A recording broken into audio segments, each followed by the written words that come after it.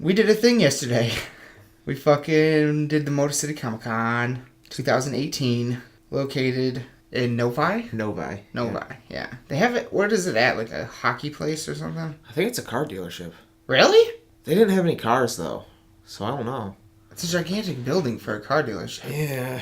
That's weird. It's like Suburban Auto showroom or something like that. Oh. So maybe Suburban Auto, like kind of like Little Caesars Arena type deal. Oh, they just own it. Yeah, okay. Or the title. Yeah. The name. Interesting. Well, we went last year, and it was fucking phenomenal. It was the first, like, real Comic-Con I'd ever been to. I'd been to, like, the anime convention, you know, with you in Detroit. What's that one called? Yumacon. Yumacon. Or Yomacon. Yomacon. I think it's Yumacon, though. That was a lot of fun, but we kind of just did, at least, my entire reason for going to that was because we had access to super cheap rooms in the GM building, and staying downtown Detroit was a fucking blast. Yeah, that was awesome. So non-stop party. Yeah. 24 hours a day. In downtown Detroit. Yeah. But this one was, like, the first one specifically aimed at comics and stuff. Right. Our interests. Yeah. And last year, I remember walking around just going, this is just the biggest fucking coolest comic shop in the world, but there's famous people here too. Right. Like, that's pretty much all it is. It's fantastic. This year, I'll just quickly fucking list off some of the people that were there that we got to see. I didn't see all of these people. Missed quite a few, honestly. Yeah, but I did see some. Christy Carlson Romano, who's known for voicing Kim Possible. Christopher R. I didn't see her, though. Christopher R. Sabat, S-A-B-A-T. He's the voice director for Dragon Ball Z, and he's the voice actor behind Vegeta, Piccolo, Yamcha, Mr. Popo, Korin, Burton, Shenron, Zarbon, Guru, and countless others. People call him the voice of Dragon Ball Z. You could tell you are a huge fan. You've been watching it forever. I don't really know those characters. I know Piccolo and Vegeta, but that's it. Don Gibb, he was Ogre from Revenge of the Nerds. Jerome Patrick Flynn, who I did see. He was Bronn from Game of Thrones, one of my favorite characters. Johnny Whitworth played Blackout in Ghost Rider 2 Spirit of Vengeance. I did see him. Yeah. Kate Flannery, who plays Meredith on The Office, and Oscar Nunez, who plays Oscar and was also in Reno 911. We saw both of them, and Meredith walked right fucking past us at the end. Literally, like, right past us. And Michael Rosebaum played Lex Luthor on Smallville, and he was also a character named Martinex in Guardians of the Galaxy 2. And I don't know who that character is, though. The fucking Dharma from Dharma and Greg was there? Yep. Xena? Dope. Fuck yeah. And we saw Xena and Dharma. Yeah.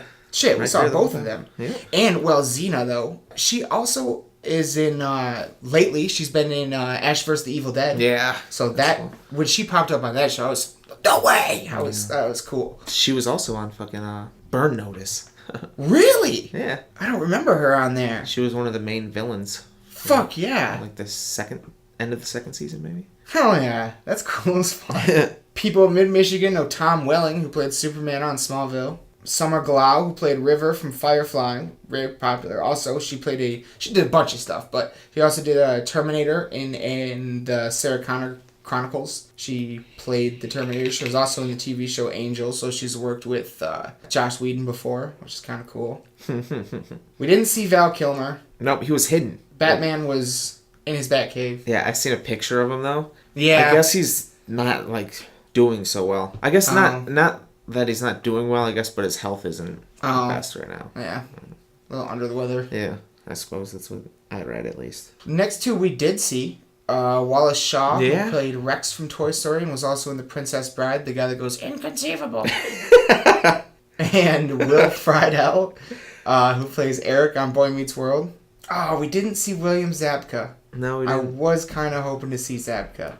He's Johnny Lawrence from the Cobra Kai Dojo in the Karate Kid original movie. And he's popped up. He was in some episodes of How I Met Your Mother, and he's kind of like doing that thing where you kind of like turn your public personality into its own kind of character sort of thing. Yeah. But he's doing it in a kind of different way, and it's cool. I don't know. I like seeing him pop up places. But main thing that I went for yesterday was to fucking meet Neal fucking Adams, who's a fucking comic book writer.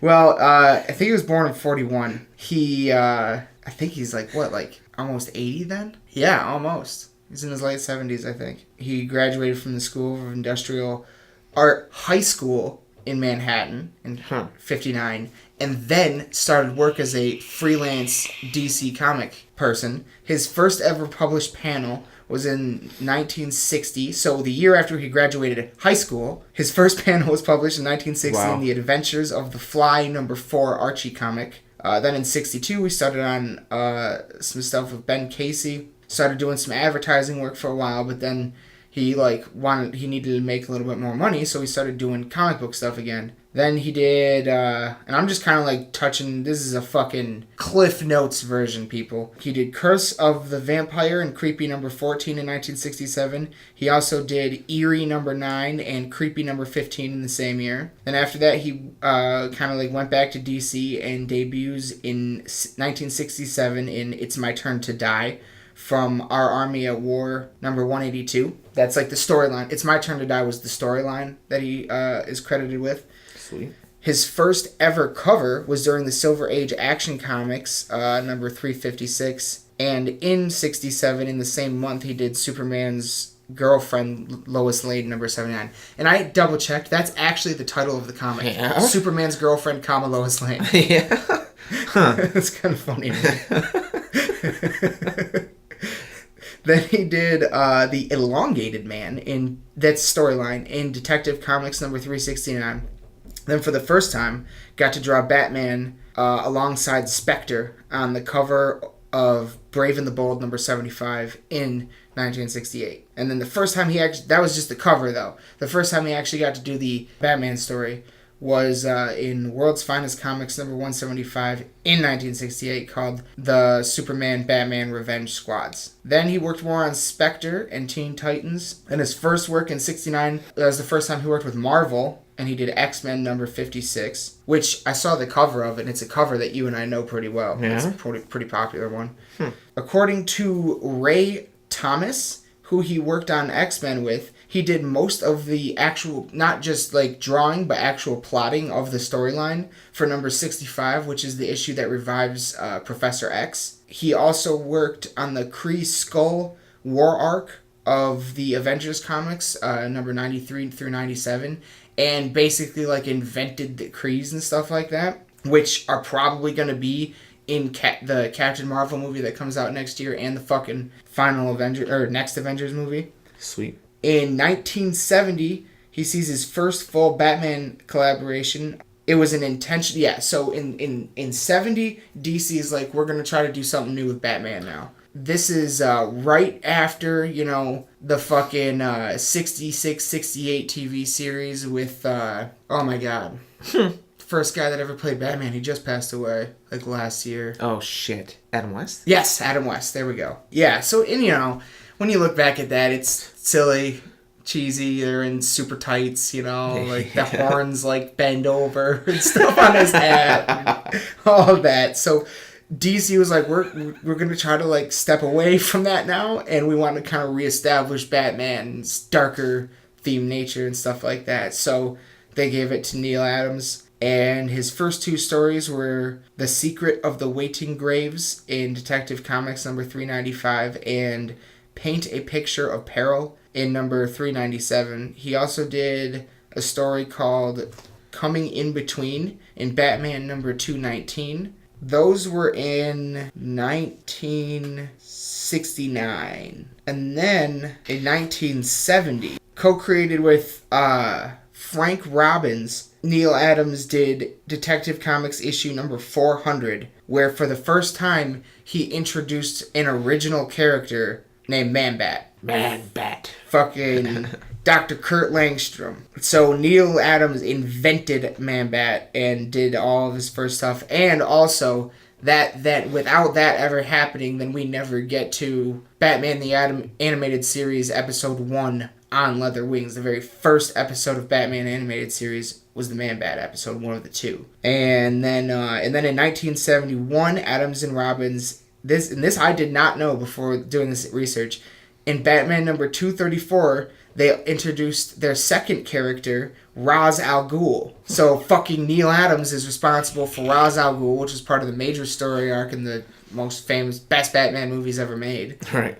And is always been a reoccurring character on all the fucking cartoons and TV shows and everything. Then in Batman 234, they revived Two-Face. And they revitalized the Joker in the Joker's 5-Way Revenge in Batman 251. They did both those, I believe, in 1973.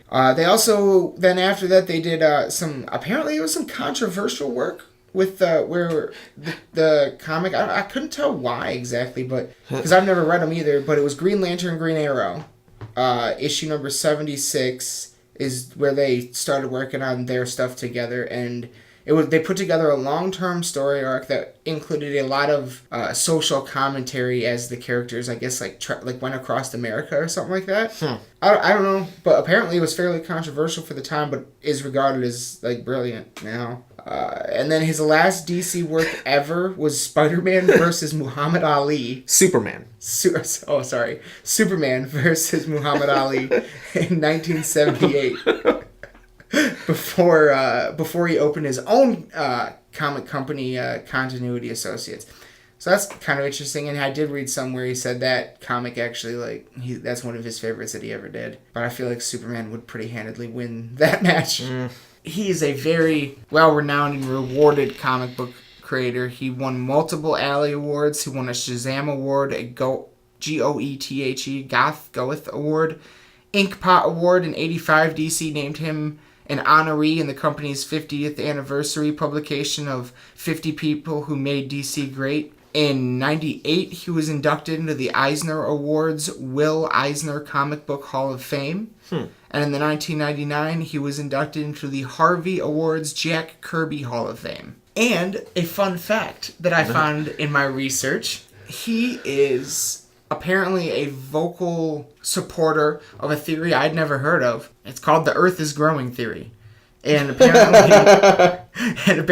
it's been looked at by, there's a geologist named Samuel Warren Carey, who Neal Adams says his work is good work and all that stuff. Essentially, it's, as far as I could tell, it's a theory that suggests that it has something to do with the plate tectonics and how they're spread out, and it's a result of the Earth actually getting larger.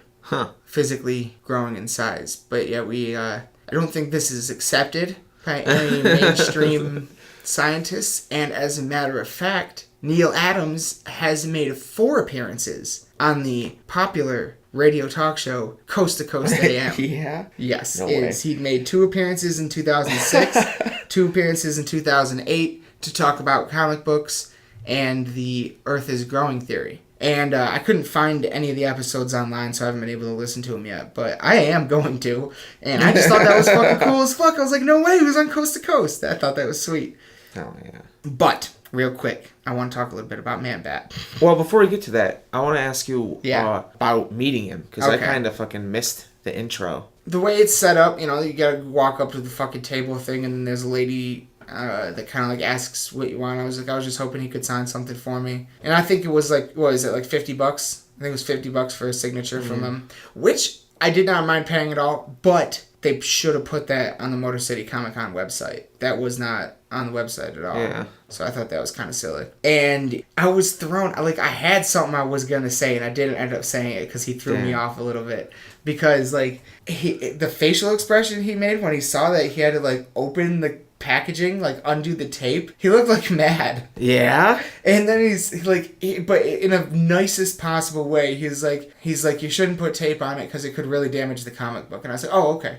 But he said it in the nicest possible way, but I could tell he wasn't mad, but he's a really old man who's been sitting here doing this all day, and, But, and then when he pulled out, he, stopped and looked at it for a second. I was like, wow, it's actually in really nice condition. I was like, thank you. And yeah, I just signed it, and I was like, thank you so much, sir, and walked away. But what was fascinating, another part of the whole... So, before I went to go get it signed, I went and found the CGC, or CGS, I always fuck it up. I think it's CGC, booth. And the CGC booth, if you've ever seen a comic book anywhere in that fancy hard shell case with like the label on top of it that has a, you know, an official like 9.8 point whatever grade they're grading the comic book at. And then some of those, like the normal ones are like bluish color, and then the signature series is like a yellow gold color. And on those ones, it says like where it was, if it's signed, that's the only way it can be. And it says where it was signed and all this stuff. So I wanted to, because I had, the thing I was having Neal Adams sign was Detective Comics issue 400, the first appearance of Man-Bat. And I wanted to have it signed, and I wanted to have it put in a CGC signature case, so that way, you know, it's preserved forever. And in order to do that, the only way to get it in there, there's two ways actually. One way is if I were to like purchase a signed comic from Neal Adams' website, and then I wanted it CGC graded, then he signs it and sends it directly to CGC, and then I get in touch with them and work out the rest. That's one way they'll accept it, is if it's sent directly from the person. Yeah. The only other way to do it is to have CGC people witness the signature happen. So I had to go over to the fucking counter. They had to assign me 2 witnesses that walked over to Neal Adams' booth with me, and one of them kind of like hung out on the edge, and the other one like walked up with me and fucking, yeah, had to like witness the whole situation. And then I think like to get it, yeah, to get it like sent in, it was like $20 or $30. And then shipping was like another like $10, I think, or something like that. So it was like $30-$40 in there to get it done. And then they said, the only part that I'm kind of bummed about is they said I probably won't have it back for like 11 weeks. Yeah? It was like 4 months. Damn. But hey, fuck it. Yeah. You know, it happened. I went there with a mission and I succeeded, and it was a trippy ass experience. Like, because also like I didn't like how the witness was right there with me while I was getting it signed. I would have rather been there alone. You know what I mean? Oh yeah. Because like I don't know, it just made me more nervous for some reason, and it threw me that there was like no line, you know. But it was a really fucking cool experience. I'm super happy that I did it, and he seems like a super fucking nice guy. And I really wish I had said like thank you for creating my favorite character of all time. Yeah. But you know, if he ever comes back, I do have something else, another Man-Bat thing I want him to sign anyway. So maybe I'll get another crack at it. Well, you could just skip the whole signature part and just have it signed for yourself. That's what I was gonna say. That's what I was gonna say. Is the other thing I want signed? I would not get certified. I don't care. Yeah. It's the fucking action figure from the animated series. Oh, so maybe. Yeah. Yeah, it's not another book. You know, I think he did. I did get one reaction that I was hoping, in that when he saw what comic it was, he looked a little surprised. Oh, yeah? Like, it made me go, I wonder if most people don't bring up Man-Bat. Like, I mean, when you invented Ra's al fucking Ghul, right. It doesn't really surprise me that Man-Bat's not people's focus. Yeah. But yeah, it was fucking crazy, and it was cool. I liked it. It was a lot of fun, and I would definitely do it again. Yeah. That was a fucking trippy ass highlight for sure. Do I really want to talk about? I guess. It's just summarize. For those of you who don't know what Man-Bat is, a quick summary is that he's a man who turns into a Man-Bat. Yeah.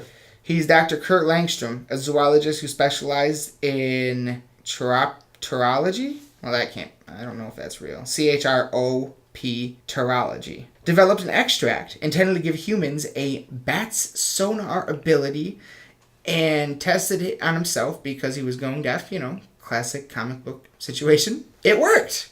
And then it turned him into a Man-Bat. And then later on, his wife Francine gets a hold of the stuff by accident. She ends up turning into a she-bat. The character Man-Bat has had a few very, very short solo comic runs. I think he's had 2 in the 70s that only ran for 2 issues, and then 1, I don't know if it was late 90s or early 2000s, that ran for 3 issues. And then there was like a graphic novel series that was pretty short. But yeah, he hasn't had a lot of his own solo storytelling going on. I did find some interesting fun facts about him that I didn't know. He has a cameo in the Watchmen sequel Doomsday Clock. Where apparently there's a couple panels where there's a news story where they're talking about something called the Superman theory, where they're suggesting that the government is experimenting on people to give them superpowers, and apparently they bring up Kirk Langstrom and Man-Bat. Also, in the New 53 storyline, Talia al Ghul, Ra's al Ghul's daughter, captures Dr. Langstrom and forced him to give her the extract, so then she gave it to the League of Assassins, creating something called the Man-Bat Commandos, which was like an army of Man-Bats. Fucking dope. I kind of want to read that. Oh, yeah. Or New 53. No, it's New 52. Sorry, my bad. I knew that sounded wrong. He has made appearances in a lot of different things throughout the years, like random shows and comics. I'm not going to list them all. I'm just going to list the ones that I thought are cool. He is in the Arkham Knight game. You can actually, like, follow him. Like, he's just flying around the city. Look, he's my favorite part of that game, seriously. Because he's just flying around the city screaming. Like, the most demonic fucking scream. So you'll just be, like, chilling on a rooftop or whatever, and then all of a sudden, like, this scream comes out of nowhere. And it's sweet. And yeah, you can, like, jump off the building and find him and fly around with him and everything. But if you get too close, then you automatically, like, air tackle him and take him to the ground and hit him with an injection, and then he flies off. If you do that 3 times, then you, like, cure him and then have to take him to the police station. So then, like, the mission with Man-Bat is then over. Yeah. So I usually like to keep him flying around for the duration of the game. I don't like to finish that mission. Also, like I already said, episode 1 of the original animated series was on Other Wings, so he was the first bad guy Batman ever went up against in that. Oh, and these ones were really interesting. He was originally considered as a possible bad guy for an unproduced Joel Schumacher Batman script called Batman Unchained. Is what it was going to be called. But before it got any farther, he dropped Man-Bat in favor of Scarecrow and Harley Quinn, which we still know that still never happened. Then he was set to be the main bad guy in the unmade Lee Shapiro Batman film, Batman Dark Knight. In that script, he was going to be with Scarecrow, and he was actually almost even cast. Mark Lynn Baker or Martin Short were both in talks to possibly play Man-Bat at one point. Weird. Also, in the movie Batman vs. Superman, there's a scene where Bruce goes to visit, like, his parents' grave. It's, like, in the building in the graveyard, though, where, like, the plaques are on the walls and everything. And then it ends up being a dream sequence, but he, like, opens the plaque or whatever, and something that looks a lot like Man-Bat from the Arkham Knight games pops out and, like, grabs him. My thinking, like, that in the movie, and then he wakes up from a dream. Now, okay, fine, that's a dream, but what if that having that specific thing pop out of the grave was also for him a memory? Because at this point in time in Bruce's storyline, he's been Batman for a long time in the Batman vs. Superman movie. Maybe that's like an Easter egg of a memory of a Man-Bat. Yeah. Yeah. I kind of thought of that the other day. Batman, a memory of a Man-Bat. That should be the movie. That should be the movie that they make. Memories of Man-Bat. Memories of Man-Bat. So honestly, that's pretty much all I got. I talked about Man-Bat. I said the people that stuck out to me that were at Comic-Con, and I talked about Neal Adams and doing all that. So fucking had a blast though. Yeah, it was a lot of fun. Awesome. We should have bought more shit. Honestly. Yeah, we should have. Yeah. There was actually one thing that I looked up once I got home. Yeah. We just passed him and walked by him because it was like a busy aisle. We didn't stop and look. But as I was walking by, I noticed like a whole bunch of like just normal looking kind of like cute little teddy bears. Yeah, I knew that's what you were gonna fucking bring up, dude. Yeah, that's exactly what. We haven't even talked about it. Yeah, and their faces were brutally ripped off. Yeah. Like disgusting. Look like a Cannibal Corpse cover. Fucking, they're called Scare Bears, and you can find them on Facebook and stuff like that. They are expensive. Yeah. But totally worth checking out because of how fucking cool they are. They got a face hugger one. They got a Jeepers Creepers one. There's some of them that like pull the face off. It's like it's a little robot bear. Some of them talk. Right. It's super cool. Uh-huh. Yeah, they're super neat, and they're all made right here in Michigan. Oh wow. Yeah, they're Michigan company. So I wanted to mention that because I looked it up last night. I was like, God, I almost want to get one. They're so fucking cool. I think they're like $70 or something like that. So not like crazy, but pretty pricey. But kind of for what it is, I get it. Like, it's fucking cool as hell. All right. You've got some things. I do. Can we? Do you still want to talk about Stanley? We can do Stanley. Yeah, because I'm interested. Like you kind of went down a rabbit hole that I have been meaning to and haven't gone down myself. Because our boy Stanley keeps popping up in the news for all kinds of weird shit, and I feel like people are being dicks to him. Is what it feels like. Yeah.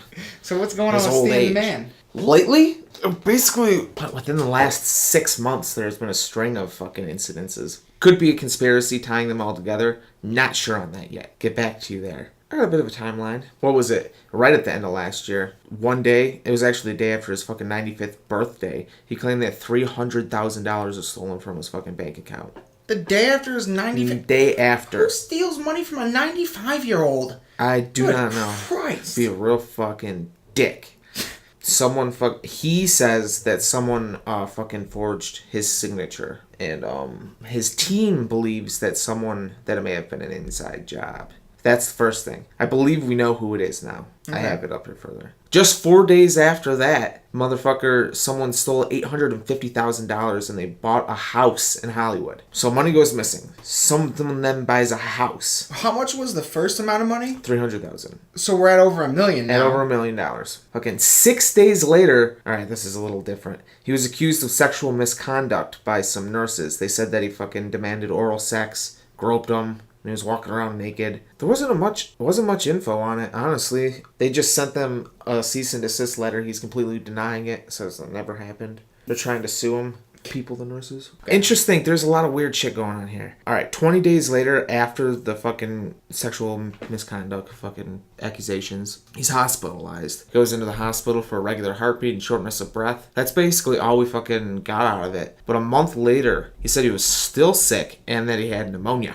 So he says that's why he went to the hospital, because he had pneumonia. He was suffering from pneumonia. That was just another headline. 2 months later, a former business associate of Stan's forged documents giving him he used forged documents that gave him authority to order a blood sample. So someone stole his blood. What the fuck? Yep. And then 3 days later, they said that the stolen blood was used to sign Black Panther comic books. What? Yep. What? Someone's using Stanley's blood to sign comic books? Yeah, they said that it was like a stamp, hand-stamped signature of Stanley using Stanley's blood ink. What the fuck? They call it solvent DNA ink. Jesus Christ. In Las Vegas. Marvel Adventures Station. That's fucking weird, right? Yeah, what the fuck? Yeah. Why would... Jesus Christ. That was on the 2nd. Okay. Alright. On the 15th... there was an alleged battery at Stanley's home. Now, he later denied that happened, which is weird. Apparently, law enforcement were called to his home. Apparently, a dude, his old bodyguard, showed up, and when he refused to leave, they fucking called the cops. The cops came. But the weird thing, and what spawned so many rumors, was representatives from Adult Protective Services also showed up. That's a thing? Yeah. Then Adult Protective Services will come out on cases of elder abuse. Okay. So people are saying that being people in his team were fucking with him. Right. On the 23rd, he's accused of sexual misconduct again, this time by a massage therapist. Said he after about an hour, he started to fondle himself while she was rubbing him. She told him to roll over because it was weird. And when she was rubbing his legs, he started to moan and groan. Which I don't think is too weird. I mean... you're getting a massage. Yeah, that's not too weird. That freaked her out, so she stopped. Said she went and washed her hands. And then her fucking company bitched at her, and fucking Stan's people got back to her and apologized, and they wanted her to come back out. So she went back out there, and she didn't want to touch him, so she started rubbing him with her feet, massaging his back and shit. Maybe somewhere else. It doesn't say. But it says that Stan grabbed her foot and started rubbing it on his penis and scrotum. What the fuck? Yeah, so she is citing assault, battery, and other counts. She's seeking $50,000. Oh, there's a lot of parts of that story that don't make a lot of sense. Why is she asking for money plus... why would you go... okay, first of all, why would you go back? Second of all, why would someone ask you back just to do bad things again? It says the company stressed the importance of appeasing VIP clients. Oh, so maybe this is some kind of like prostitute ring. Some quote-unquote Hollywood prostitute massage ring. Well, I don't know about that. But, I don't know. That's some fuckery. That is fuckery. Possibly. I don't know. She might not be lying. No, that's what I'm saying. Yeah. for sure. So knows there's 2 of them now. Yeah. And then just the next biggest headline was just a couple days ago on the 15th, May 15th. So he filed a lawsuit against Pow Entertainment, a company that he co-founded in 2001, and he's seeking more than $1 billion in damages. He claims that they used deception to make him sign over his name, image, and likeness on a wholly exclusive basis. All of his shit. His name and likeness they own. He's saying that it was taken fraudulently so that Pow could be sold to a Chinese firm called fucking Kamsing International Holdings. Weird. So he stole it to sell it. Said his signature was forged and posed from another document induced by bait and switch tactics. And then Pow came out and said it's preposterous and that he knew that he was signing it over on an exclusive basis. So Stanley has lost his identity. And he's now trying to sue his company for doing it. And that's the most recent thing? That's the most recent thing. But there was some other things that they talked about. He came out and told everyone that he was going to sue them if they keep saying that he was abused. He said that the person that everyone's talking about stealing his blood, he said that that person didn't do anything. He said that the person that showed up to his house and they called the police on him, that guy, he said he never did anything wrong. And he said that he was going to sue people if they keep saying that they did do it. But none of that makes any sense. There's something very strange going on here. Really but after he said that, he then started to sue one of the people that I just talked about. I think the guy that assaulted him the guy that wouldn't leave his property. Right. Because then a lawsuit came up after he made that statement. So I don't know what the fuck is going on there. That's weird. Isn't that weird? That's real weird. Didn't you say you thought they might know who stole the original money now, though? Yeah, there's some dude, but that's one of the guys that he said didn't do anything. It doesn't make any sense. Man. The guy that stole the money would have been the same dude that stole his blood. Oh. Fucking bizarre. Weird. Maybe there's something else going on here, though. Because now his name is worth an insane amount of money ever since these movies have been coming out. Oh, dude, there's a fucking... If you go to Pow's website or something, and you type in Stan Lee, the website comes up. The real Stan Lee. Pow Entertainment. Wow. Yeah. Yep. They're fucking already using it and shit. Jesus Creepy. Christ. That's why I just saw that because... Wow, that explains that then, actually. What? Because I bought some signed comics off of his old website, and then, in the past few months, I noticed that he changed his website. Oh. So I wonder if that's why. Because they stole his original website or something. I don't know. Fucking bizarre. And that's what I'm saying, though. What if... Well, he owned it. It was half his... He co-founded the company. Yeah. Yeah. Huh? Yeah.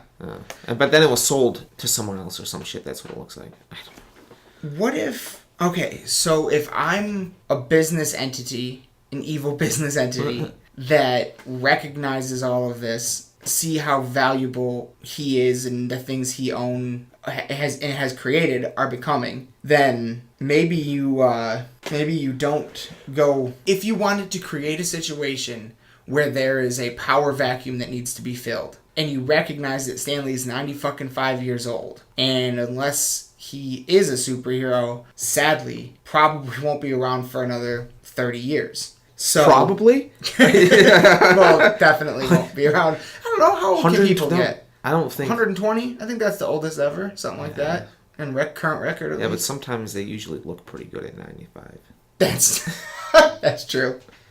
That's true. If I want to create that kind of a situation, then I know he's not the one I have to pick apart. I have to pick apart everyone around him. Spread rumors that someone stole blood or stole money. So maybe they're actually going after whoever the hell that guy is. And that's why Stanley's pissed about it, because he knows. I don't know. I don't know. I'm just... They seem to be such random events. They're too out there. For some reason, to me, they gotta all be connected somehow. There's also another elder abuse claim. I've completely forgot about it. I couldn't find any articles on it. But a couple months ago, he was at a fucking Comic-Con or whatever, and people said that it appeared that he was being forced to sign things. And God. He had... that people that were standing behind him had to help him spell his name. Well, I did see that in a report, but the report I saw was more of a comment on the potential condition of his health. Yeah. They were worried that he might be suffering dementia, and people around him are pushed still through all this shit. making him go out to sign shit. Right. Well, yeah. What I was reading is like he shouldn't be doing that. No, God. I mean, I'm surprised that Neal Adams still does it, and he's almost 80. Mm-hmm. Stan Lee's out here 95 years old. Good Lord, like, and his wife just died. Let the man rest. Yeah. Holy shit. Damn. You don't gotta sign. You don't need to sign this for me, sir. I just want to say hi. That's fucking. There's some weird shit going on with Stan Lee right now, and that makes me sad. And I hope it all gets resolved, because I hope it all gets resolved, and I hope he's not a fucking creeper like those girls are saying. Right. I hope that never happened to those girls. That was just some Stan Lee news. Yeah. Just a weird string of events. Yeah. That fucking really, like, stand out, and it's bizarre. Yeah. Did you know that he was in the army? No. Yep, he ended up in the fucking army, and he actually started out writing obituaries. Wow. Yeah. That's crazy. Random weird shit. Wasn't it interesting? Do you happen to know offhand what his first Marvel comic was? The first thing that he was offhand, I don't know. I know that the first team he created was Fantastic Four. I knew that, but I was wondering if that was his first comic. It's like the Defenders or something weird like that. Huh, that's cool. Well, actually, the first thing he ever did in a comic book is he wrote the line, Captain America foils the traitor's revenge in Captain America Comics #3. Oh, that's cool. Yeah. It was just text filler. There was no drawing or anything. But the first thing, I don't know what the first, like, actual page was or anything, but it says his first co-creation was The Destroyer in Mystic Comics. I noticed that when I was looking up Neal Adams, is that pretty much everything is dual credit. Yeah. And which is fucking, you know, what has been driving Batman fans mad for so long, is that Bob Kane had been getting all the credit, and Bill Finger hadn't been getting any credit at all until the past few, basically because of Fat Man on Batman and a documentary that was made on Hulu. Both of those things told the story of Bill Finger, how he, like, actually did 90% of the creation of Batman, and then after he died, Bob Kane, like, stole everything and stole all the credit and everything. Wow. And 95%? Yeah, like, he, like, came up with fucking all of it. Like, everything we, like, just look at and, like, take for granted. When you think Batman, you think these things. Kane did come up with some stuff, don't get me wrong. Yeah. But he was the co-creator. Definitely, he deserves that credit. But Bill Finger was, like, the one people should be pointing to more so. And he did not get a credit on any Batman film at all until it was either Batman vs. Superman or Justice League was the first credit on screen he ever got. Wow. Yeah, where it said Kane and Finger, whereas every Batman movie before that was based on the creations of Bob Kane. Wow. Yeah. That kind of shit happens. I mean, that kind of shit happens in every industry, but, you know, music, movies, all of it. But damn, you know what I mean? I'm glad he's getting the credit now. It is a good documentary on Hulu, and the episodes with, I think it's his daughter that has brought most of this to light in the recent years. And she was on Fat Man on Batman. Dude, that show, if, like, in terms of, like, history of comics, it's brilliant for it, because they get into, there's one particular episode where they get into the actual origins of the Joker, because people, you know, often associate it with the fucking recent brilliant Heath Ledger role. In that, part of what made that role so cool in that movie was how he kept lying about his origin story. So it kind of made him more mysterious and more of a psycho. In real life, the actual origins of how that character was created are almost just as much of a mystery. Yeah. Like, it's nobody knows where it came from officially. There's a lot of accepted ideas about it, but nothing official. And the closest to official we've ever got to this point is I forget his name, but the episode of Fat Man on Batman where they talk about it, and they have a guy who fucking did the research like a motherfucker and came up with the best theory that I've heard on it yet. And it was basically originates from, like, a drawing, and it has to do with Bob Kane and Bill Finger somehow. I can't remember all the pieces of the puzzle, but definitely go back and check that episode out. Brilliant fucking shit in terms of, like, where this stuff comes from and stuff like that. What's your guy, though? My guy? Yeah, you're, because I kind of talked about one of my favorite comic creators. Oh, yeah, I think you got one. Rob Liefeld. Rob Liefeld. Now, I don't know. Everything you're about to say is you're about to teach me. Huh. So I'm interested. Well, some people really like him, some people hate him. Yeah. He is a decisive character. Yeah. He's been criticized for designing characters with improbable profusion of weapons, accessories, and pouches. Pouches, really. He loves to draw things with pouches. People think that he draws things weird. Okay. Very weird. But the thing about it is, when I was a kid, I loved it. So I had 2 comics. It was I had Bloodstrike and fucking X-Force. And I can remember sitting on my bed in the 90s looking at these things. I didn't really read them. And honestly, it seems like based off the research that I did, he was more of an artist anyways. Mm-hmm. Yeah, I always liked it a lot. It's intense. Fucking takes it to the next level. That was fun. But who was he? He was born in October 67. He's known for creating Deadpool, Cable, Domino, Brigade, and Shatterstar. Holy shit. He created them? Yeah. And we'll be seeing most of those guys in Deadpool too. In Deadpool too, yeah. Holy shit. He did the drawings.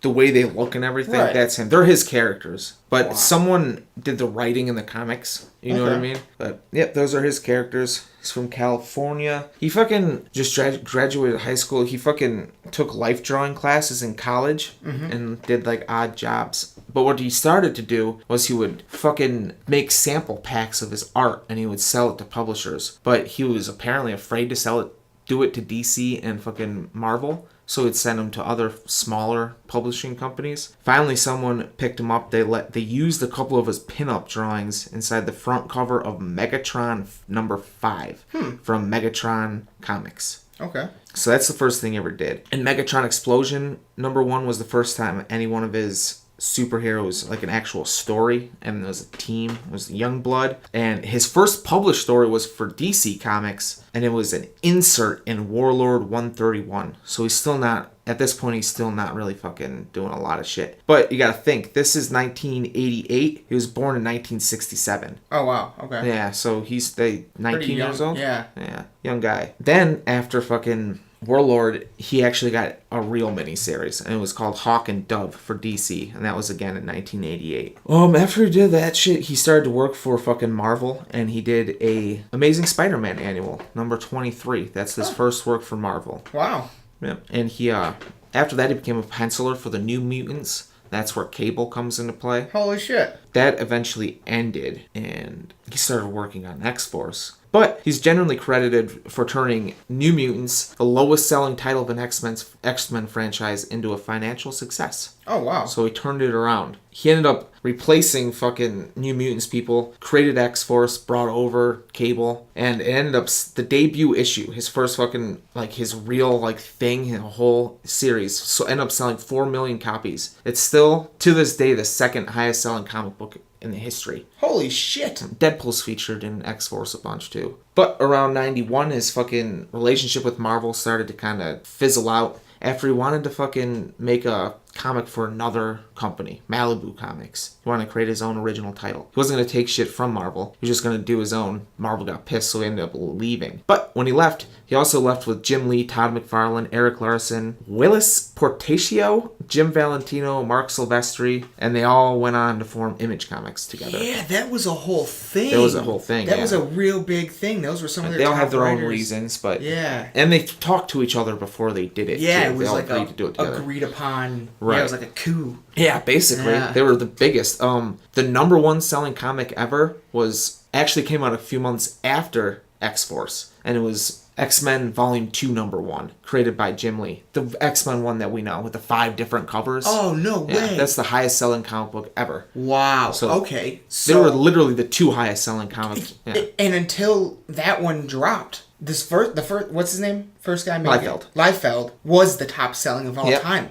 Yeah. Wow. Not long after that either, fucking, or it might have been before that. It's like the 4th highest selling comic book ever was Todd McFarlane's Spider-Man. Oh, okay. That's one of the highest selling. I think in between all those, I think the 3rd highest is The Death of Superman. Okay. And then it's Spider-Man. So in the top 4, 3 of the top 4 highest selling comic book creators were fucking all left Marvel at the same time. Jesus. Yeah. No wonder why Marvel went bankrupt in the early 90s. And when they did that, it's kind of weird. Image isn't really owned by anyone. Every artist at Image has their own company. So fucking Liefeld opened Extreme Studios, and that's where he released Youngblood, and then Youngblood was actually the first comic published at Image.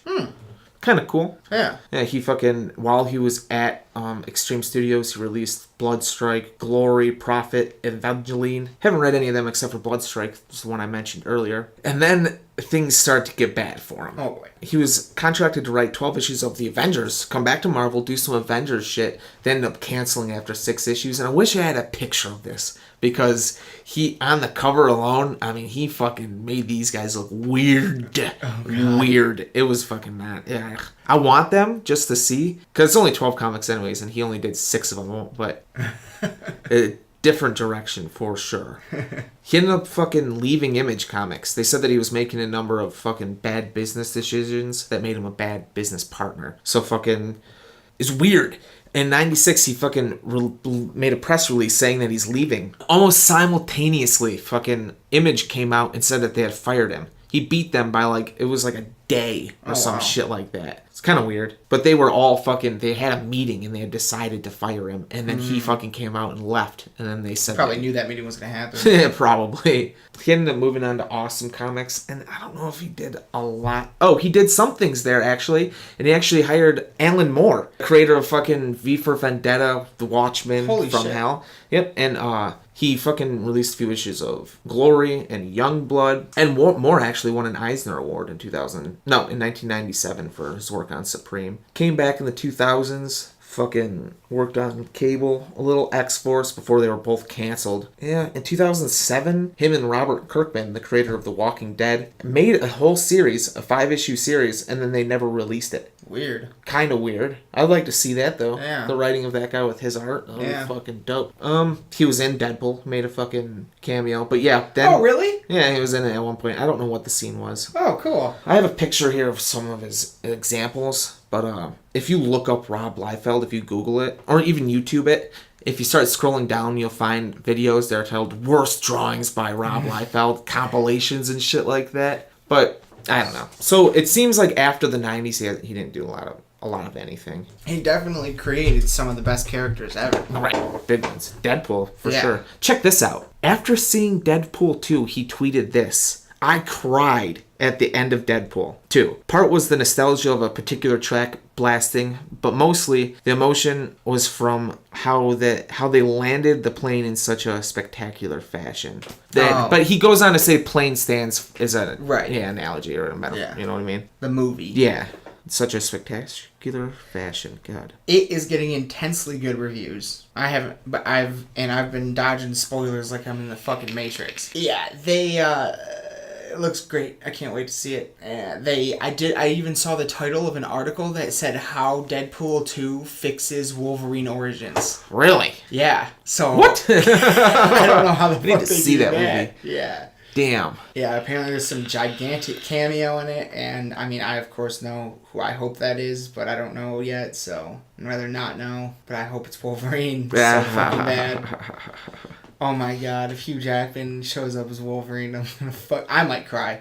I'll fucking shit myself, because in terms of these heroes on screen, for me, he's the one that has by far the most sentimental value. Sitting in a theater, watching the claws come out in that bar scene in the first X-Men movie the first time is something I'll never, ever, ever forget. And before the claws come out, when he's fighting that dude, and when the dude hits him and it goes, ting! Yeah. Oh my god, dude. Damn. Goosebumps. Right.